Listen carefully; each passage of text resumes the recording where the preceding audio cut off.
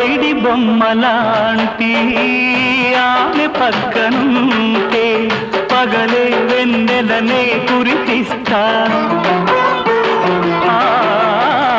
నీడలాగా నాతో ఏడడుగులు సాగితే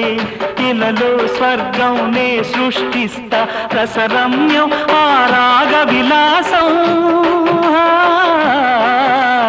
రసరమ్యం ఆ రాగ విలాసం వసివాడదు అది ఆ జన్మాంతం